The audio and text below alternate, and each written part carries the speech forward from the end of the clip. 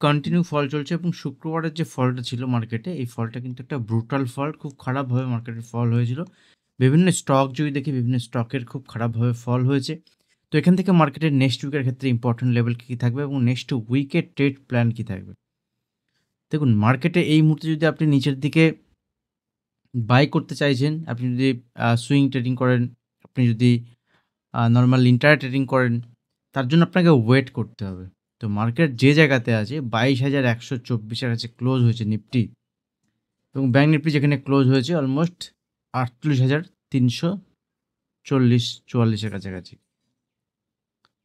তো bank Nifty দেখুন, Nifty bank নিফটির ক্ষেত্রে যদি লেভেল শেয়ার করি, সিম্পল যদি মার্কেটে আমরা দেখি, মার্কেটে যে প্যানিক সেল হচ্ছে, মার্কেটে প্যানিক সেলটার পরে একটা বাউন্স আসা উচিত।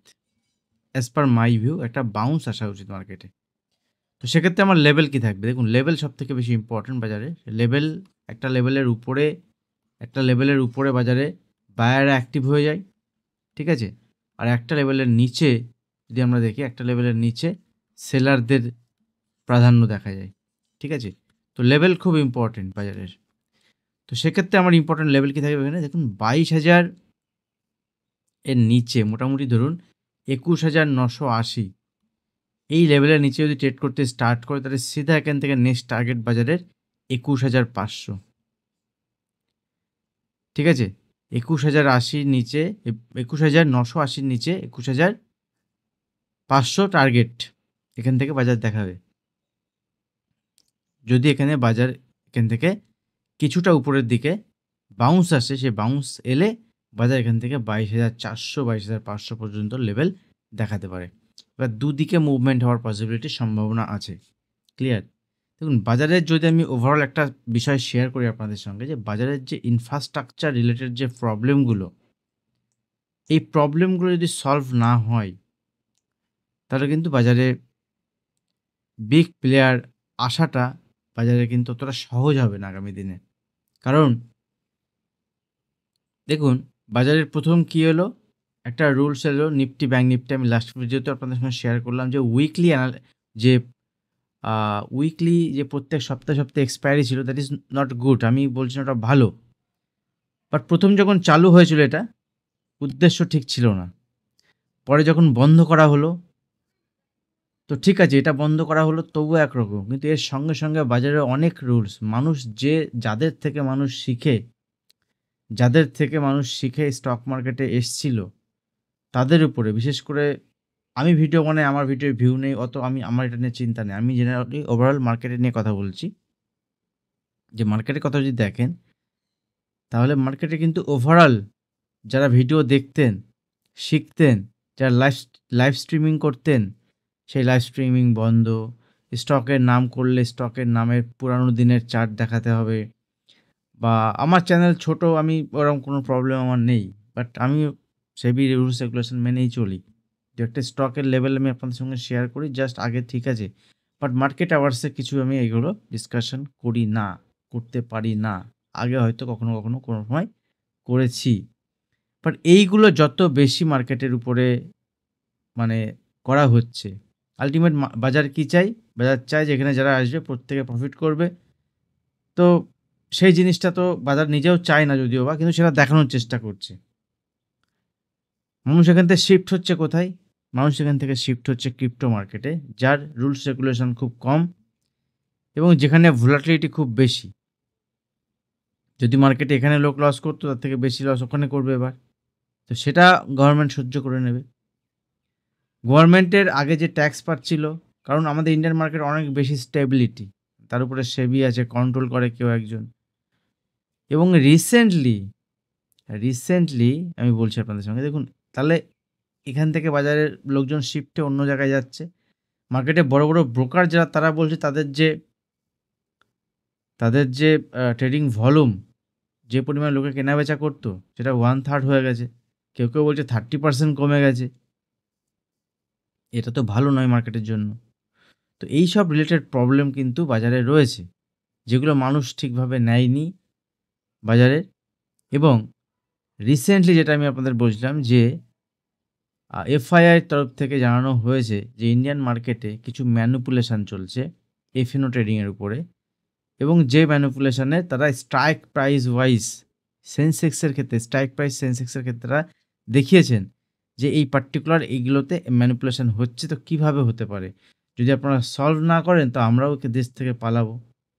আল্টিমেট পুরো মানে সিস্টেমটাকে, এত সুন্দর একটা সিস্টেম চলছিল যেখানে একটা ভালো ভলিউম ক্রিয়েট হচ্ছিল, নতুন লোকজন আসছিলেন, মানুষ পড়াশোনা করছিলেন, শিখছিলেন, মার্কেট ইনভেস্টমেন্ট করছিলেন। সেখান থেকে কিছু নেতাগুতা লোক মার্কেট এখান থেকে আকাশ ছুঁইবে, মার্কেট এখান থেকে এই হবে, মার্কেট ওখান থেকে এই হবে, ম্যানিপুলেশন করে দিয়ে মার্কেটকে পুরো 12 বাজিয়ে দিয়েছে। কিছু রুলস রেগুলেশন, ও করতে পারবে না, এ করতে পারবে না। আরে ক্রিপ্টো মার্কেটে কোনো রুলস রেগুলেশন নেই, মানুষ যাবে কোথায়? টাকাটা বাইরে ট্যাক্স পে করছে, তাই না? আলটিমেট দেশের মানুষ যদি এগুলো করতো আগে, তাহলে টাকাটা দেশেই থাকতো, ট্যাক্স দেশেই ভরতো।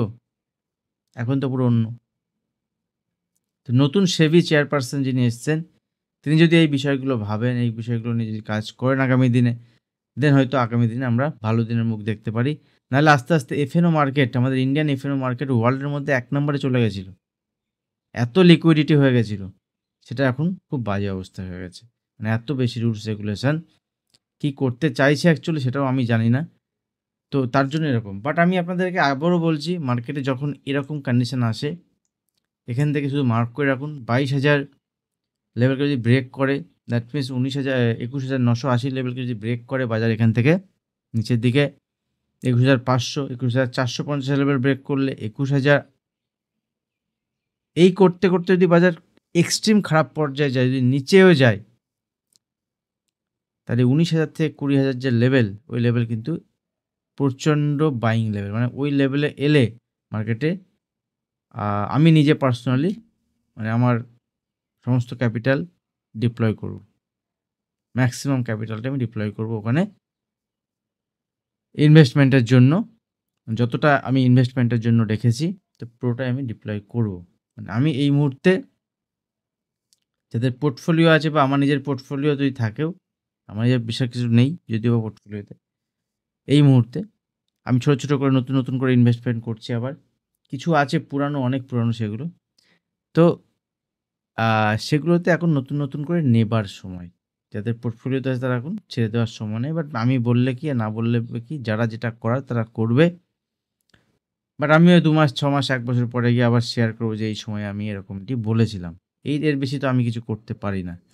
নিফটির ক্ষেত্রে এই লেভেল থাকবে, বিশেষ কিছু ট্রেড প্ল্যান, কারণ এত বড় মুভমেন্ট হওয়ার পরে নেই এই মুহূর্তে, বিশেষ কোনো ট্রেড প্ল্যান দিতে পারবো না। কারণ মার্কেট রেঞ্জ ব্রেক করেছে, নিচের দিকে যদি বাউন্স আসে, বাউন্স এলে উপরের দিকে মার্কেট অ্যাটলিস্ট এখানে 22,300 লেভেলের উপরে যদি সাস্টেন করতে স্টার্ট করে, 22,250 থেকে 22,300, দেন বাজার এখান থেকে নিচের দিকে উপরের দিকে মুভমেন্ট। বাট নিচের লেভেলটি যদি এখান থেকে বাজারের রিভার্সাল আসে, সেক্ষেত্রে 22,150 170 লেভেল উপরে গেলেও বাজারে কিন্তু লং সাইডে ছোটোখাটো কোয়ান্টিটি প্ল্যান করা যাবে, ছোটো স্টপ লসের বেসিসে। বাজার এখান থেকে